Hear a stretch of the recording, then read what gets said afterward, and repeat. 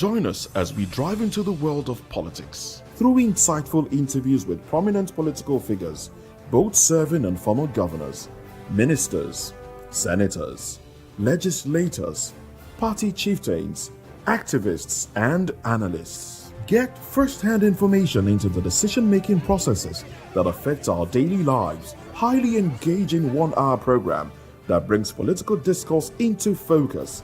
I am Chukwuma Okoro. Political Lens, Monday through Friday, 6 to 7 p.m. Join us. Behind every broken desk lies a broken promise. Education shapes the nations.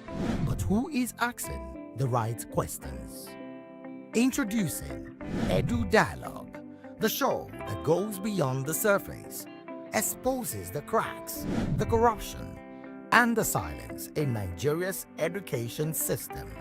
Edu Dialogue, Saturdays, 3 p.m., only on VOP TV. We break the biggest stories, from missing funds to policy failures. We ask the tough questions and demand real answers. Edu Dialogue, this Saturday, 3 p.m. on Voice of the People Television. Are you ready for the extraordinary? Something big is happening on your screen. Introducing VOP TV. Now streaming on SLTV channel 264. From breaking news to captivating conversations, news analysis, giving you all sides to the story. We break in-depth discussions on the issues that matter, from politics to sports, entertainment, and lifestyle. VOP TV on SLTV channel 264. Join us as we redefine what television means to you. Voice of the People Television, VOP TV. Now you have more than a voice.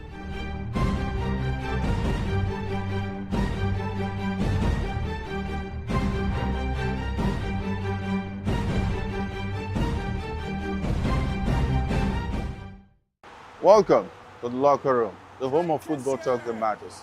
I am Jerry Ampelon. Join us every weekday, Monday to Friday at 5 p.m. Nigerian time, as we share the hot takes and hot debates in the exciting world of football. And joining me are the usual suspects, Ikechukwu and Mayowa, as we break down all the hot takes and everything that's happening in the football.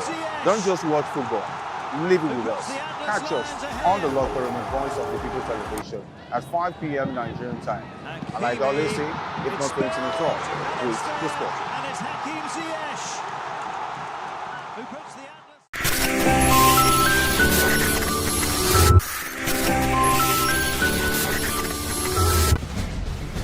Join us as we drive into the world of politics through insightful interviews with prominent political figures, both serving and former governors, ministers, senators, legislators, party chieftains, activists. Welcome, my name is Zika Davis. Distinguished ladies and gentlemen, boys, viewers, everybody, boys and girls. This is VOP TV. Do you know what that means? Voice of the People TV. You don't have a voice, don't come here. You better make sure your voice is heard. Are you ready for the extraordinary? Something big is happening on your screen. Introducing VOP TV. Now streaming on SLTV channel 264. From breaking news to captivating conversations, news analysis, giving you all sides to the story. We break in-depth discussions on the issues that matter, from politics to sports, entertainment, and lifestyle. VOP TV on SLTV channel 264. Join us as we redefine what television means to you. Voice of the People Television, VOP TV. Now you have more than a voice.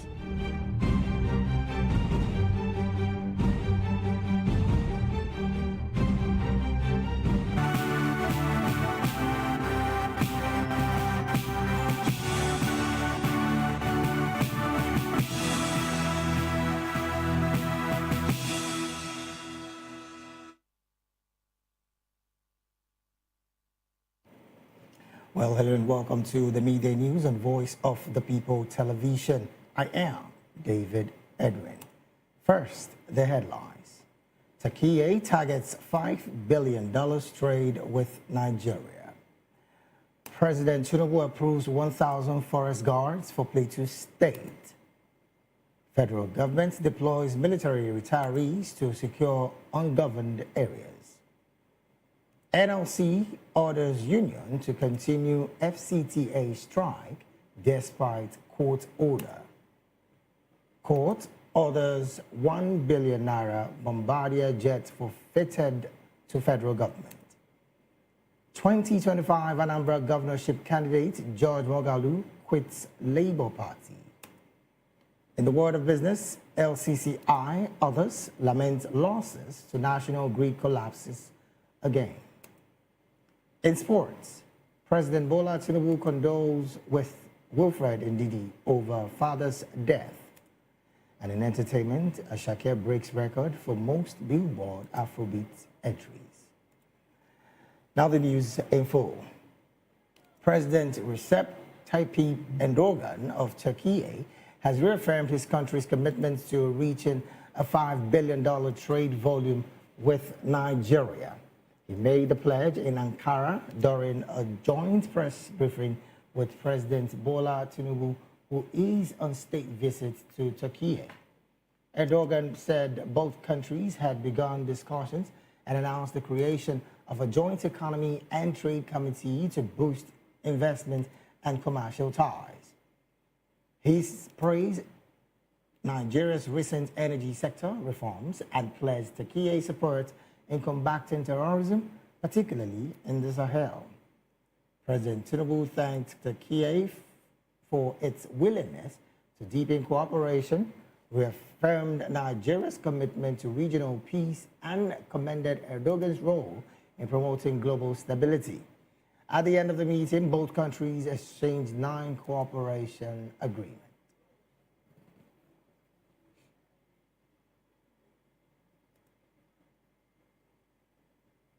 Moving on, President Bola Tinubu has approved the recruitment of 1,000 youths from Plateau State as forest guards to strengthen security in the region.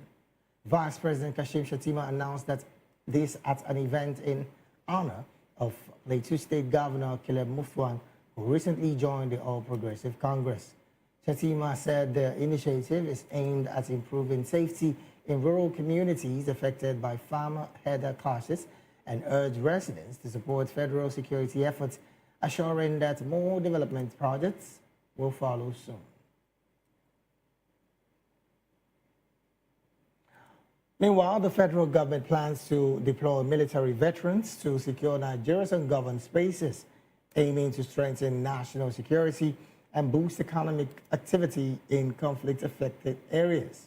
This follows the inauguration of an 18-member committee by the Minister of Defense tasked with reclaiming ungoverned spaces and repositioning the Nigerian Legion Corps of commissionaries and veterans. The committee, inaugurated at the Ministry of Defense headquarters in Abuja, will include members from the Joint Services Department, Nigerian Legion, Defense Headquarters, Defense Intelligence Agency, the Army, Navy, Air Force, and the offices of the Defense Ministers. Minister of Defense Musa said the deployment of veterans will complement ongoing military operations, bringing experienced personnel into areas where state presence is limited. He described the initiative as a strategic shift from relying solely on military action to a more sustainable approach that addresses the socio-economic drivers of insecurity. Musa added that the move empowers veterans to continue contributing to national stability while promoting inclusive growth, peace, and development.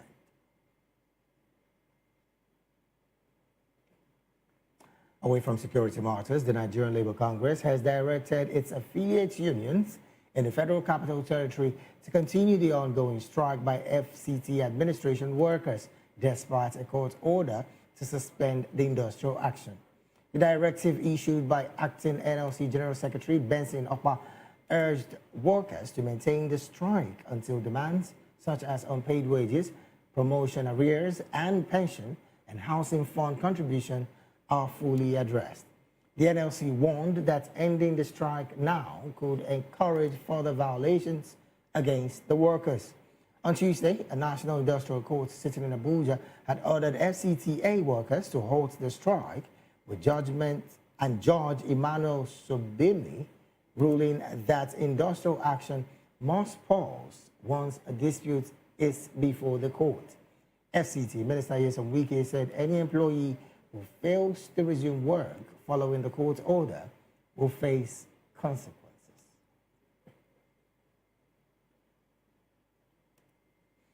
And to some legal matters, the Federal High Court sitting in Abuja has ordered the forfeiture of a Bombardier BD-700 Global 6000 private jet operated by All In Invest Africa Limited to the federal government.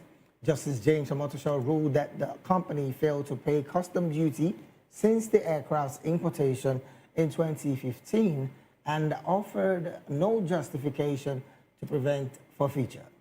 The judge described the failure as a deliberate attempt to evade government's revenue, noting the Nigerian Customs Service had assessed the unpaid duty at 1 billion naira. The court also said the aircraft was imported without the necessary permit or approvals and that a temporary admission permit should have been obtained with an undertaking to re-export it within 1 or 2 years.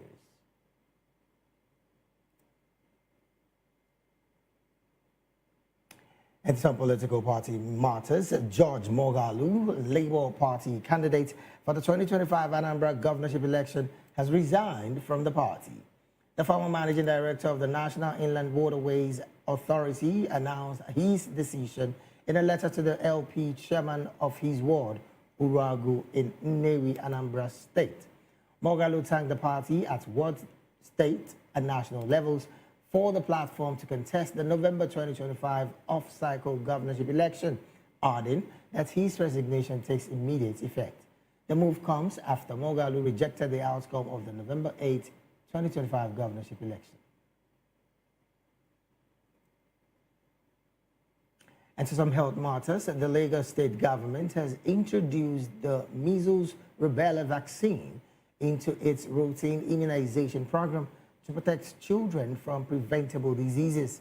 At the flag-off ceremony in Ibejuleki, the wife of the governor, Babajide Sanwo-Olu Ibijoke Sanwo-Olu, said the vaccine is crucial for improving child survival and reflects the administration's priority under the themes plus agenda.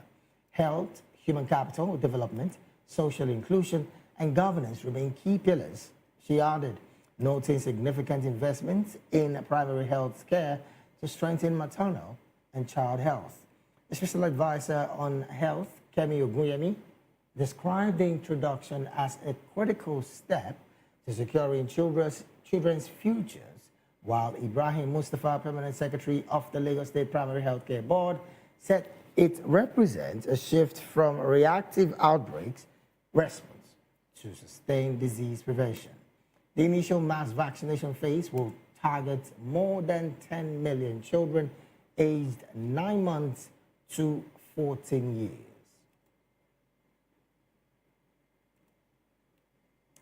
You're still watching the midday news right here on Voice of the People television. We'll go straight to the analysis segment of the news.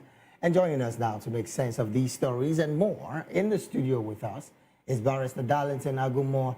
Barrister Darlington is a legal practitioner right here in Nigeria and also a public and political affairs analyst and commentator. Barrister, a very good afternoon to you and thanks for joining the midday news.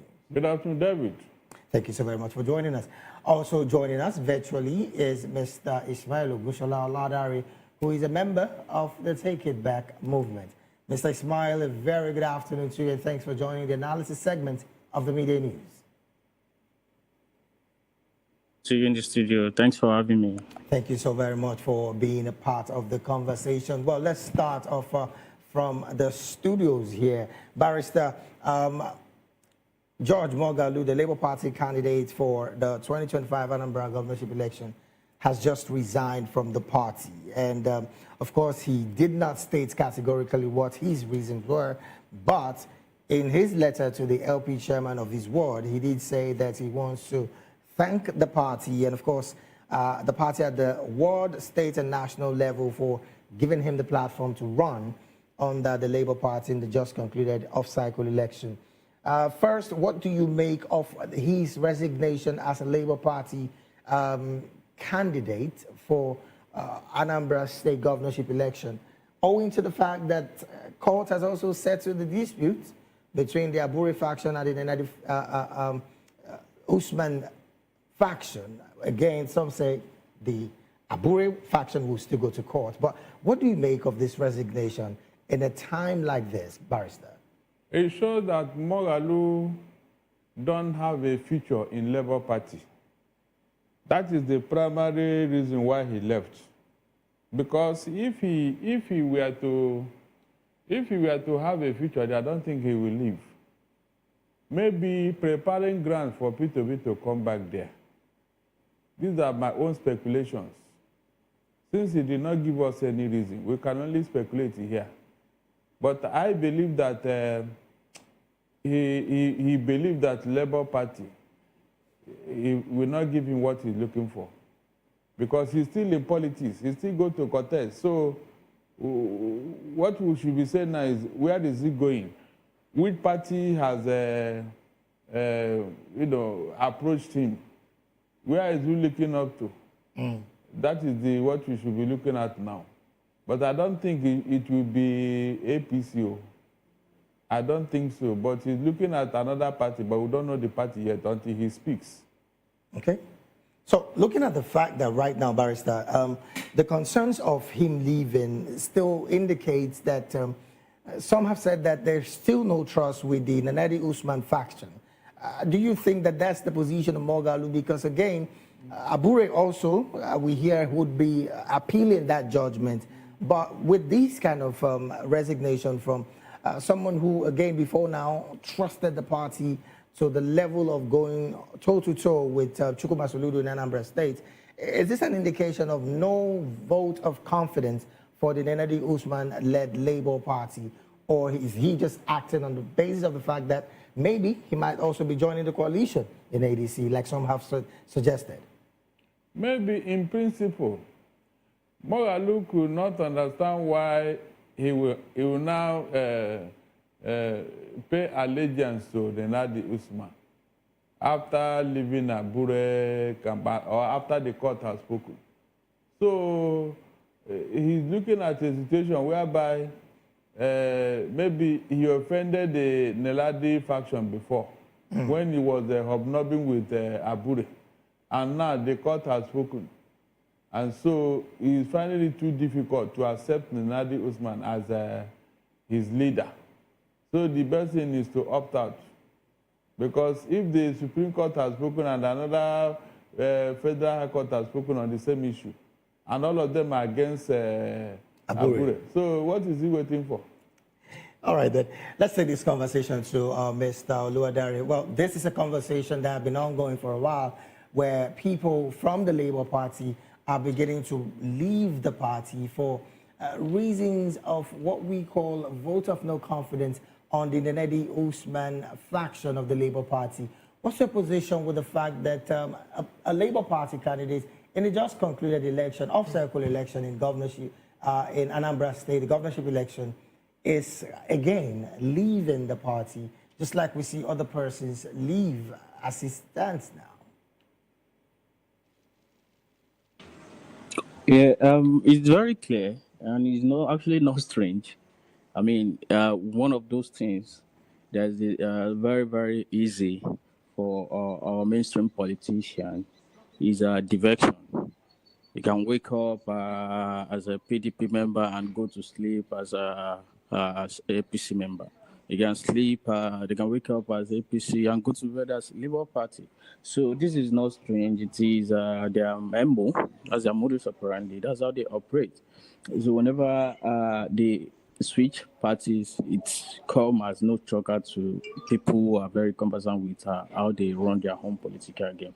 So, and another thing is now that the reason why they move can vary often, right? Okay. It might be for political appointments. It might be because they've had some kind of a meeting with the other party. They've promised them something, and it might also be that they feel like their chances are is very very low or high in this place.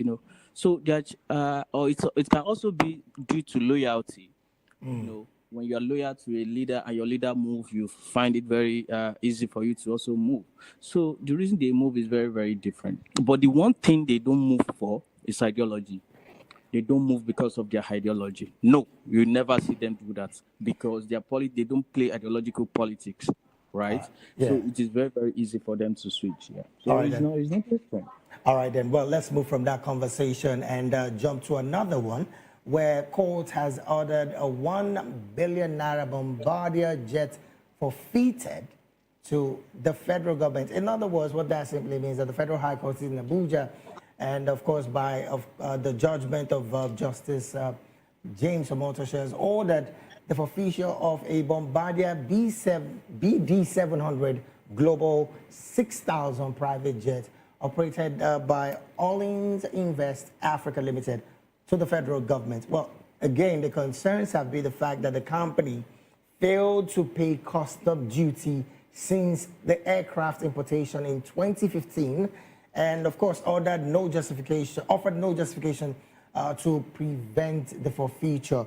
What do you make of this, Mr. Oluwadare? Because again, the judge has said that this clearly is describing the fact that there is a deliberate attempt to evade government revenue on the part of this company, thereby forfeiting that jet, asking for a final forfeiture of that jet to the federal government. What do you make of this judgment, basically?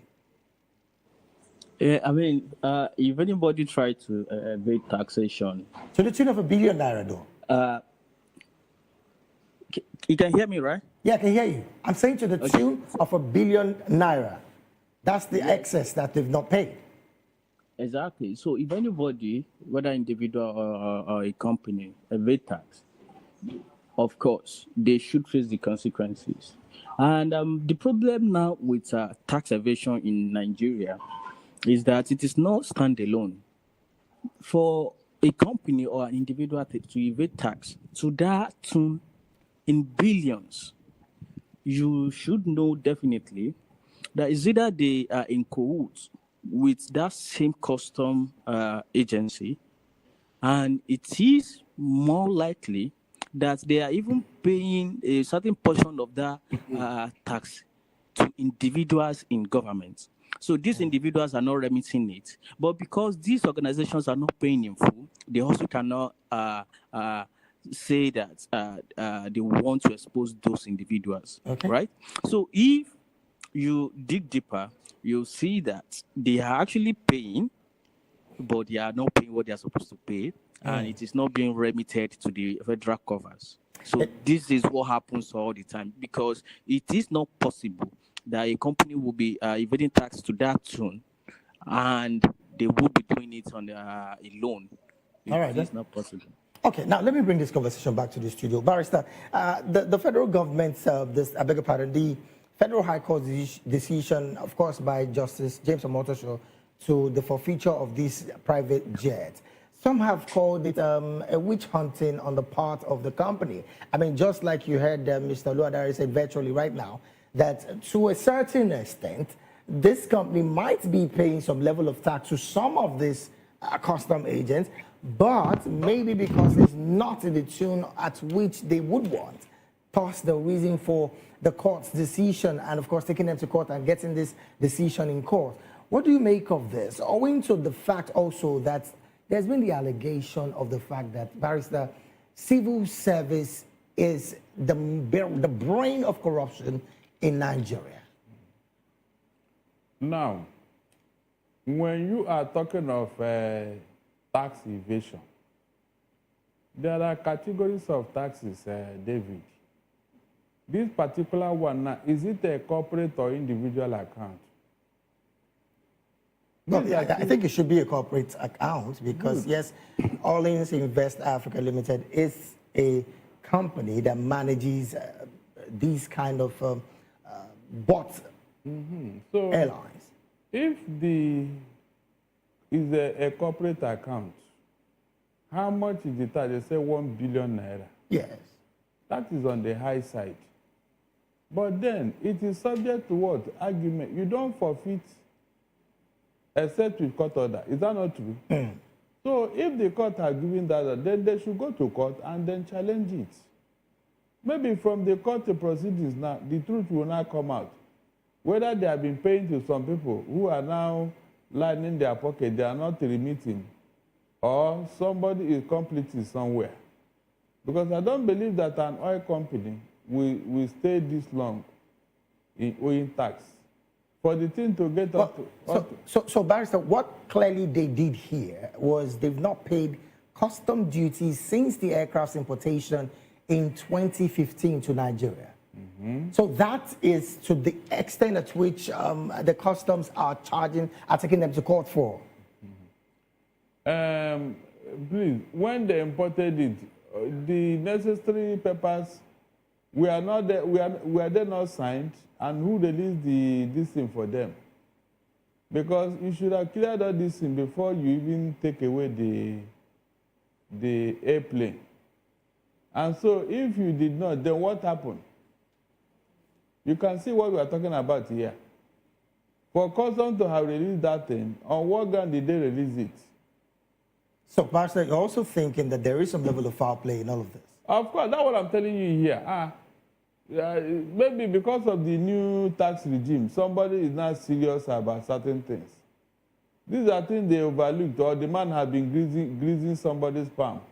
And now the reality has set in, they are now becoming serious with the man.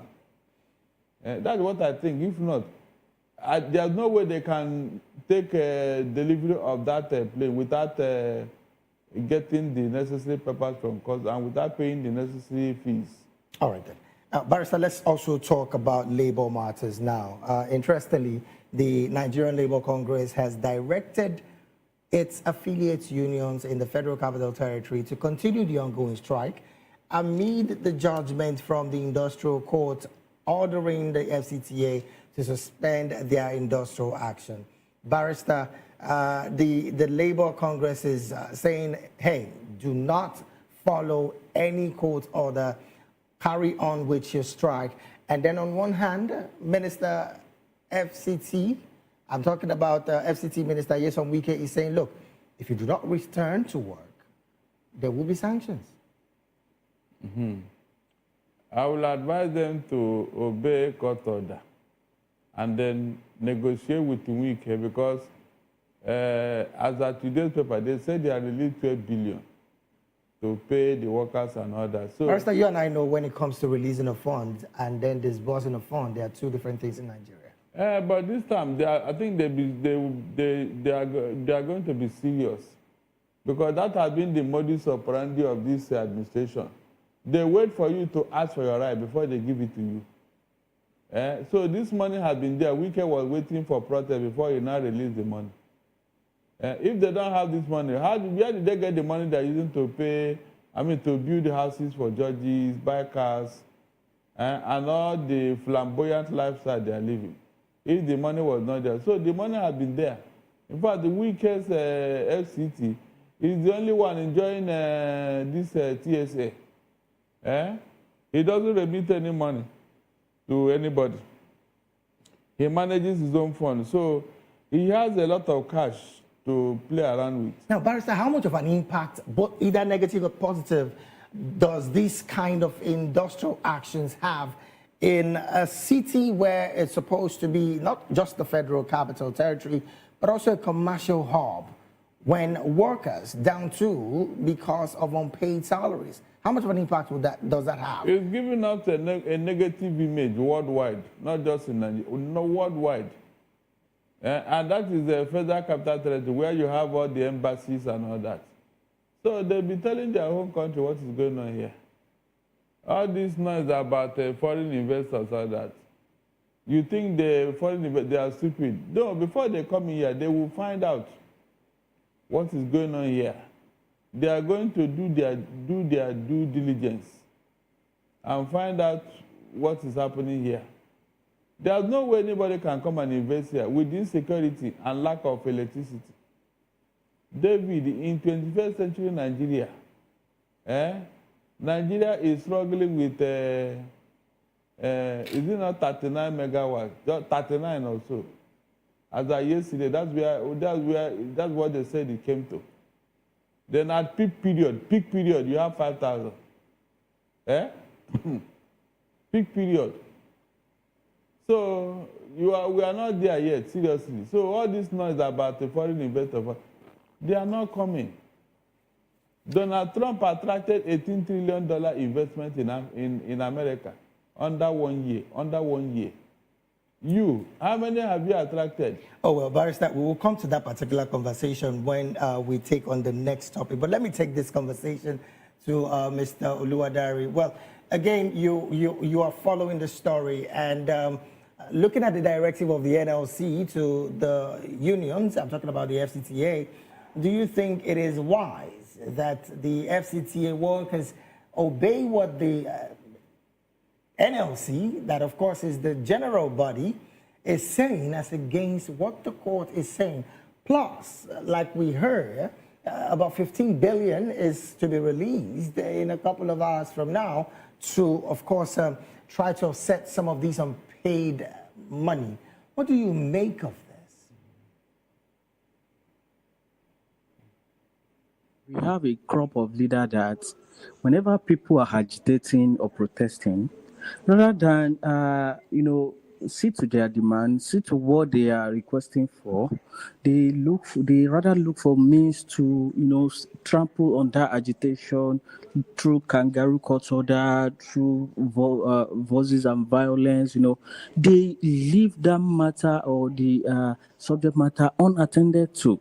What are these people saying? They're saying that rather than focus on your job, you are playing politics in Rivers State. Are you FCT Minister of Rivers State or FCT Minister of Abuja? Right? So these are the issues. Instead of playing politics, focus on your job, among other things that they are asking for. But you went ahead to get a kangaroo order. No, I mean, the NLC are very, very right. Every kangaroo order will definitely be resisted by the workers. I mean, it is their right. And the Constitution is very clear about that. So that kangaroo court order cannot prevail on the Constitution. So just attend to their demand. It's as simple as that. I don't know why we do this and, we gloss over this legality to, excuse our leaders for all their shenanigans. It's quite sad. It's quite sad. And, I stand with NLC, for backing their workers. Okay. It is their right, guaranteed under the Constitution, to actually to protest. Let me stay with you. You did say that the NLC has the right to also tell their union workers not to obey that particular court order. And the question I want to find out from you is how much of an impact would that have on the workers, owing to the fact that the body language of the federal government seemed to be a bit different. We saw the federal, the FCT minister in the, I want to call it the goodbye president entourage at the airport when he was leaving for Turkey, that he presently is, even in the midst of workers agitating for unpaid salaries. How much of an impact is that decision going to have on the FCTA workers? I mean, I'm talking about the do not go to work, because again, the FCT minister have said if you don't come to work, you will face the consequence. Number one, it is one of the aberrant that we're talking about. Your workers are protesting. You left them to escort the president who is traveling. I mean, I've been watching other world leaders traveling, and I don't even see people follow them to airports like we do here. Or, even the last Davos, this thing, when Donald Trump came back to America, he was there at the airport alone. Nobody, no governor, no or anybody came to the airport to even welcome him. So it's also one of the rubbish in governance that we've normalized in this part of the world. So your workers that are genuinely protesting, you abandon them just to go and do one irrelevant escorting of the president. But that's also by the way, and about consequences for the workers. I mean, it was the FCT minister who left his work to go and be doing River State politics. So if anybody should have, if there should be consequences for anybody, it should be the FCT minister Wike that should lose his job, not the workers. All right, then let's jump to the studio here and bring up a particular situation. Well, Barrister, you did make mention of FDI coming into Nigeria and all. The Türkiye government is targeting a $5 billion in trade with Nigeria. These some have come to say it's a welcoming development, particularly in the fact that Nigeria also is trying to rejig her economy. But Barrister, should Nigeria celebrate these particular kind of statements? Because yes, there have been questions about the presidency's trips and how much it has yielded for Nigeria and how much of an impact those yield have become on the lives of Nigerians in the country. Should we celebrate this 5 billion naira proposed trade agreement with Nigeria? It's on paper. In reality, no trade is coming. I've told you the reasons. Nigeria is not a conducive for any trade relationship. So how will the trade come when there is no security, no light? Two major important demands any investor will make. You are not there. So on what ground would they be coming? So this thing you had now is on paper. It's not going to be implemented because nobody is coming here to invest anything, nothing. Why do you think they won't be coming? Because of what I told you, the atmosphere is not conducive for business. You saw some companies, clothing shop, big companies closing shop, and the whole world is seeing them, is hearing them. So on what ground would another person now say, let me risk it? There are certain things you cannot risk.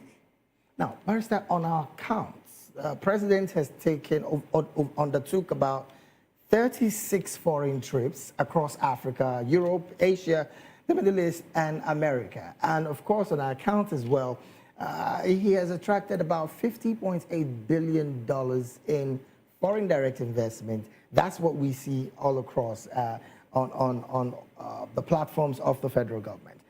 Looking at the fact that 36 foreign trips have been undertaken by the the president, should these be, the figures not go higher than what we see as against what is even spent when the trips are done? Now, if you want to compare notes, you have to start with the costs of these trips and ask yourself, what benefit did they bring home? Nothing. Nothing, no benefit at all. No benefit. It's just that this government, they are very good at lying. They will come and paint a picture of what is not there. We have not seen any benefit. If there is benefit, the economy will not be where it is today. It will have reflected on the economy. And so all those trips, if you look at the cost of it alone, you will now know that we are just on a jamboree. No working visit, no whatever, nothing. Nothing. All right, then. Let me take this conversation to Mr. Oluwadare. Well, again, this is the same conversation that I'm going to have with you. On the part of FDI, the presidency, like I said earlier, has undertook about 36 foreign trips since his inception in 2023. This has been a major talking point for some Nigerians because, again, the economy is still what it looks like. Well, trying to rejig the economy, just like the president did say. But on the part of this $5 billion trade volume that the Türkiye government and Nigeria have said, look, this is the point that we'll be having with Nigeria. Should Nigerians be celebrating this particular statement of trade volume by the Türkiye government?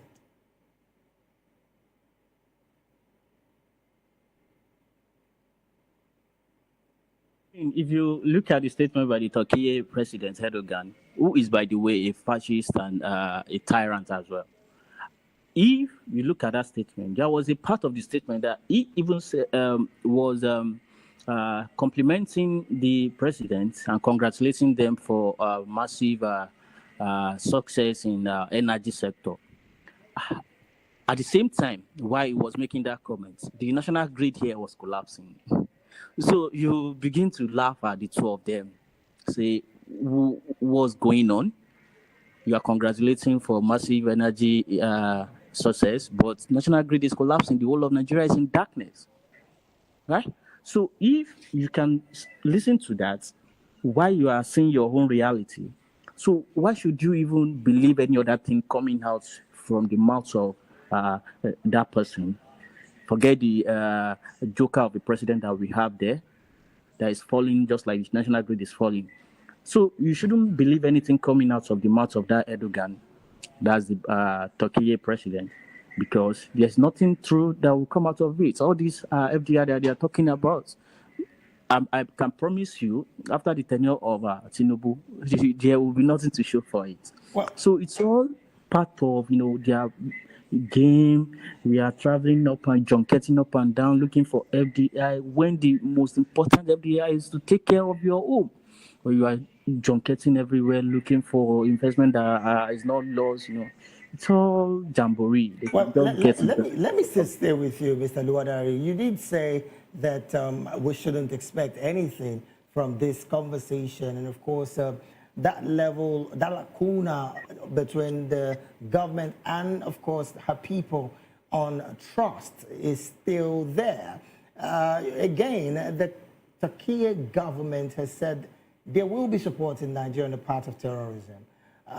Looking from the perspective of security, would you say that this might be an angle, that there is a possibility where the Turkey government truly might have something to offer Nigeria?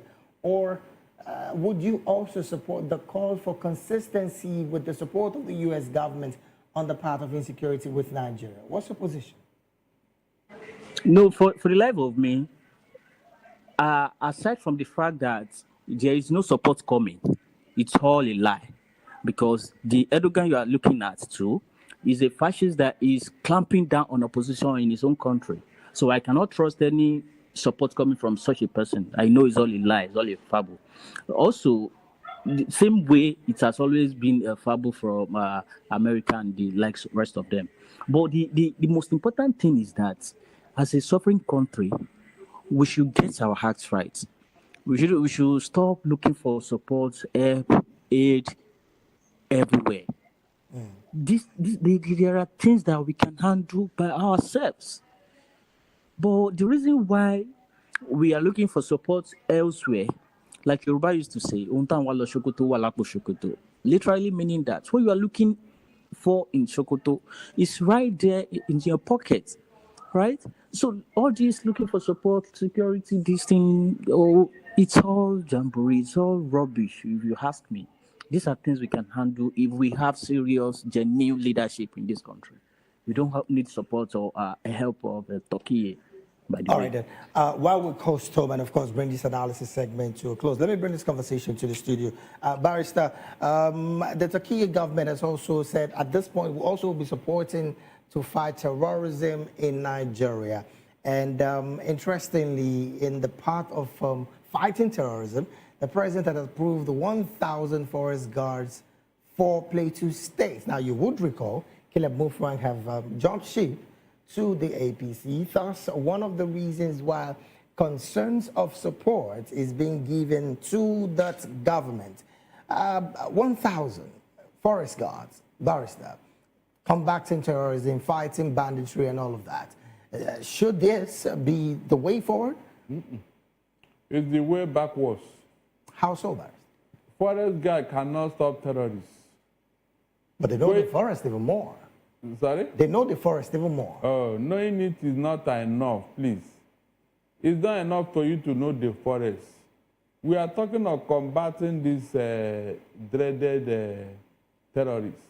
If your military could not do it, then who is the forest guard? Did you give them a rifle? or something similar to what the terrorists are carrying?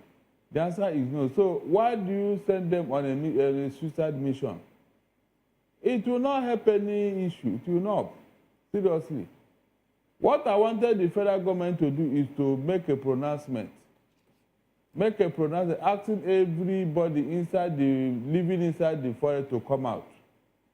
To come out. Give the security agents, the military, to go there and flood them out. Anywhere you see anybody saying in the forest for whatever reason, that person is not a human being. He should be chased out of that place. Human beings live in houses, they live in cities, and they live in a well-structured environment and all that. So why would these people be staying in the forest and you're not sending forest guard? Because they know, if they know the terrain, what has that got to do with... Barrister, with this statement of 1,000 forest guards approved for a state by the federal government, does this indicate that the military has failed by that submission of adding to this situation? No. In fact, in some clans, they used to call retired soldier reservists. So when there is emergency, you now deploy them. You know, there are some people, when they retire, they will still be kept, on the standby in case there is need to bring them. So I can call this forest guard reservists. It does not mean that the military has been overwhelmed or they can no longer fight the battle. No. The thing is that they needed to cover more ground. That's just the truth. They need to cover more ground. And so, if they should put all their eggs in one basket, it may boomerang. All right, then. Well, let me finally, of course, Mr. Luadari, maybe in 30 seconds, what's your position with this pronouncement by the Vice President on the support for the fight against banditry in Plateau State? 1,000 forest guards approved by the federal government. Yeah, I mean, as much as it looks like on book it's a good thing, but in reality nothing is changing. We've had many of these, architecture, village watcher, even in Southwest here we have Amotekun, but the insecurity persists. The terrorists keep growing, right? And like Barrister Darlington said, these village watchers, these hunters you are employing, can they handle sophisticated weapons like the military, right? So these are the questions, and like we've always said, terrorism is not all these flossy things they do on papers. To fight terrorism, we need to first have leadership that are interested in fighting terrorism. All right, and that's our major challenge. All right, then. Thank you so very much, Mr. Luadari. Because of our time, this is where we have to draw anchor on the analysis segment of the midday news. We've been talking with Barrister Darlington Agumo, who again is a legal practitioner in Nigeria and also a public and political affairs analyst. Barrister, once again, thank you so very much for being here. My pleasure. Also, virtually, Mr. Ishmael Ogushola Oladare, thank you so very much for being a part of the conversation on the news analysis this afternoon. Well, we'll take a very short break right now. When we return, a union demands proof of children consuming sachet alcohol. These and more we'll be talking about when we return after this break. Please stay with us.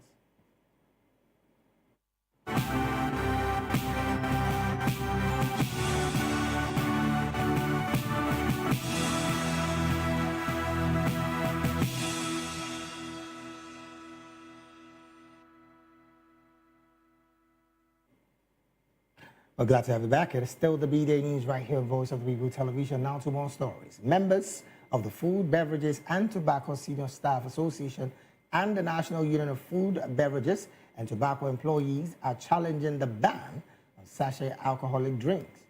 They are asking NAFDAC to provide proof that children are consuming the products. The union held a protest at NAFDAC's Lagos office on Tuesday, now, which is the third day. And the national president of the association, who is also the deputy president of the Trade Union Congress, Jimo Oyibo, dismissed claims that sachet alcohol fuels underage drinking, saying there is no supporting data. He also questioned why sachet alcohol was singled out, pointing to adulterated bottled wines and spirits as a greater health risk.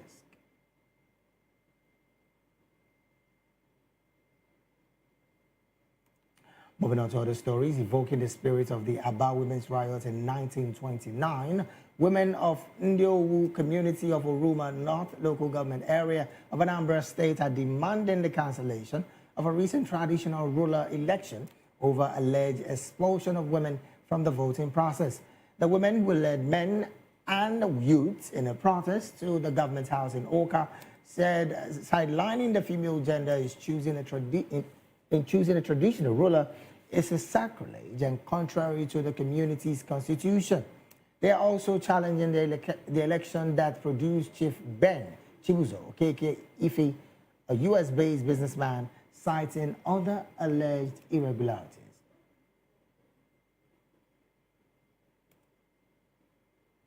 Who has for generations operated a rotational kinship system among the 4 traditional quarters in order of seniority, noting that the Sedeze-elect is not from Ufere quarter, whose turn it is to hold the rotational position.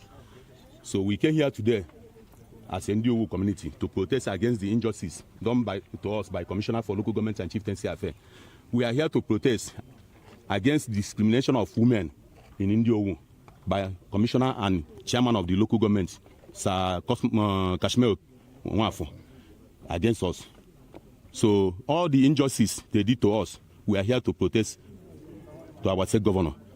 For us to have peace in Ndiowu, we don't want anything violent in Ndiowu community. We are here protesting for women to have their right to vote, because women have been voting in Ndiowu community since time immemorial. So not now that the commissioner will come and said a woman should not vote, and the system of voting will be secret ballot.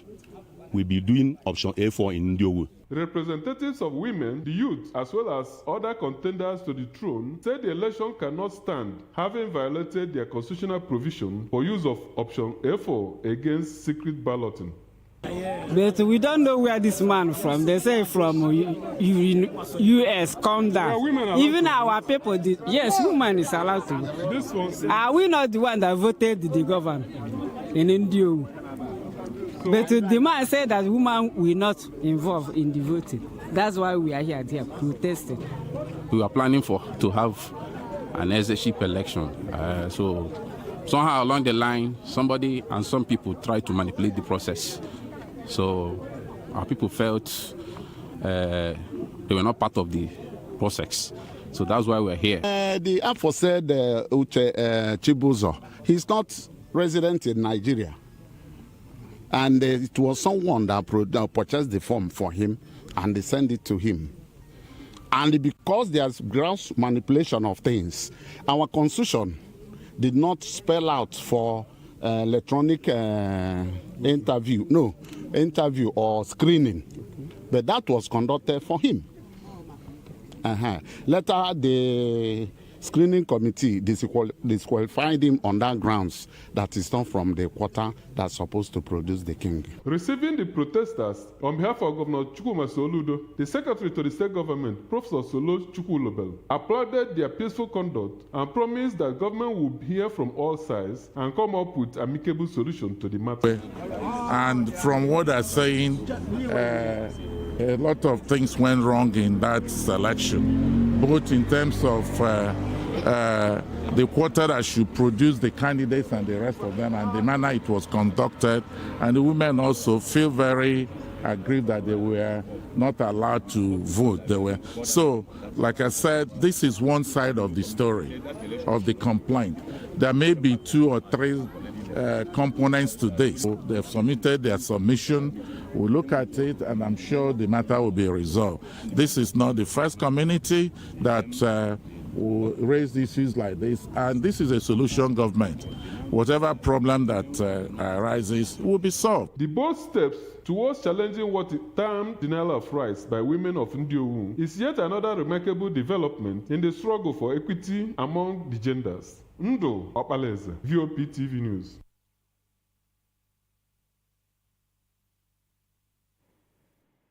Well, thank you so very much, Ndu, for that particular report. Well, from there on, let's move straight to talking business.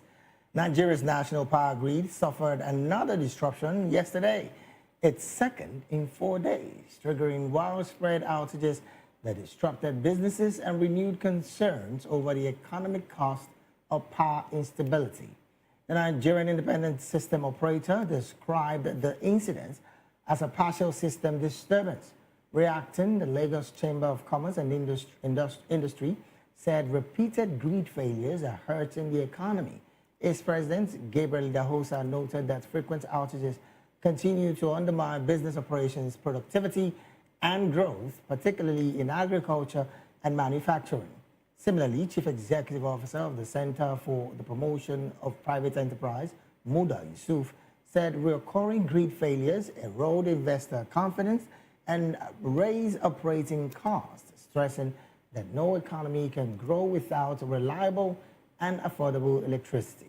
National Secretary of the Nigerian Electricity Consumer Advocacy Network, Uket Obonga, criticized the persistent outages, noting that consumers, especially those on estimated billing, still pay unchanged charges despite supply disruptions. He blamed weak capacity and poor accountability in grid management. Still talking business, the Nigerian Naira has hit a record high of 1,400 to the US dollar at the official markets during midweek trading. The currency continued its upward trend in the Nigerian foreign exchange market, maintaining gains seen earlier in the week. Data from the Central Bank of Nigeria showed the Naira appreciated by 1.26% on Tuesday, with the dollar quoted at 1,401.22 kobo, up 17.73 from Monday's 1,418 naira 95 kobo. This follows strong gains in the previous session, when the Naira ended at 1,401.2 kobo per dollar, its highest since the introduction of the electronic foreign exchange margin system.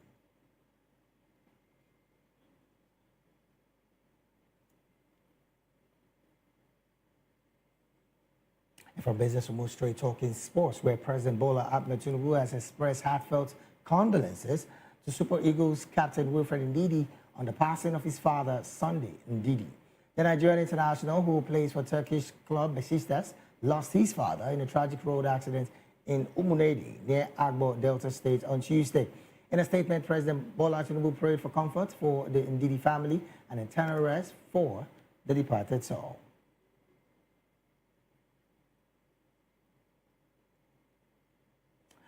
And from sports, we'll straight to entertainment, where Nigerian singer Ashake has extended his record as the artist with the most entries on the Billboard US Afrobeat Songs chart, reaching 60 entries after his collaboration with Wizkid Jogodo peaked at number 4. South African singer Tyler continues to lead the chart, with her strong channel holding the number 1 spot.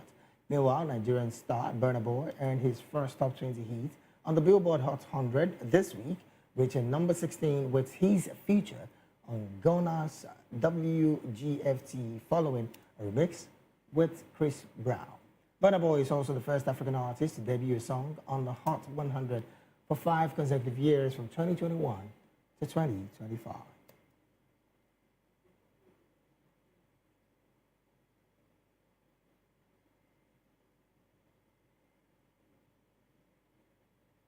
And with that entertainment story, we've come to the end of the midday news right here at Voice of the People Television. Do also subscribe to our YouTube channel. On YouTube, we're at Voice of the People TV, and on all other social media platforms, we are at BOPTV Live.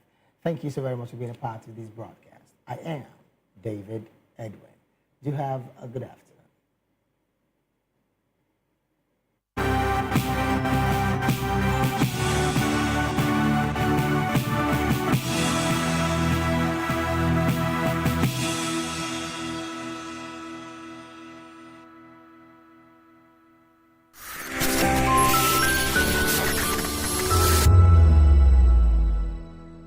Behind every broken desk lies a broken promise. Education shapes the